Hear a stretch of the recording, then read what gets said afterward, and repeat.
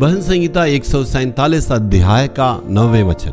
वह पशुओं को और कौवों के बच्चों को जो पुकारते हैं आहार देता है। पुकारने वाले कौवों को परमेश्वर खाना देता है, जंगली पशुओं को परमेश्वर खाना देता है, पक्षियों के लिए परमेश्वर खाना देता। यहाँ पर आप देख सकते हैं प्रभु कहता कौवों और उनके बच्चों के लिए मैं खिलाता हूँ पिलाता। ये हमें गंभीर रूप से समझना चाहिए। कौवों को क्या बोलने के लिए मालूम है? क्या किसी से बजा के अपनी जरूरतों को बोलने के लिए मालूम है? पुकारने के लिए मालूम है? सिर्फ अपने मुंह के आवाज से कां कां आवाज निकालता है। उसको भूख लगने से भी कहीं से भी जाके बताने के लिए मालूम नहीं, उनके जरूरतों को जाके बताने के लिए मालूम नहीं, जब प्यासे लगते हैं उनके लिए बताने के लिए मालूम नहीं। यहाँ तक कहाँ जाके बुलाना, परमेश्वर से प्रार्थना करना, पुकारना, ये कुछ भी मालूम नहीं। उनको मांगने के लिए मालूम नहीं है, भूख लगने से बोलने के लिए मालूम नहीं, प्रार्थना करने के लिए मालूम नहीं। लेकिन ऐसे पक्षियों को भी परमेश्वर खिलाता है पिलाता है। जी हाँ,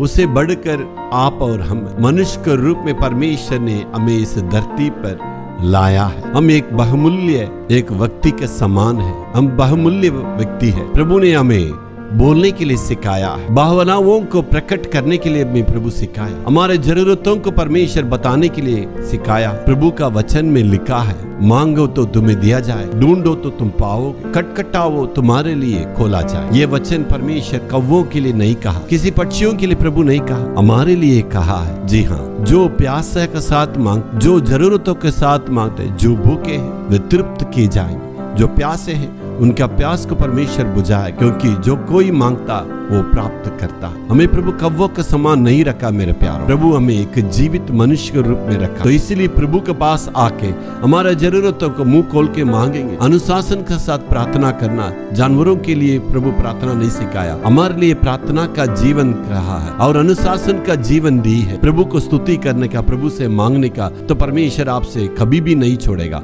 हालेलुया हालेलुया।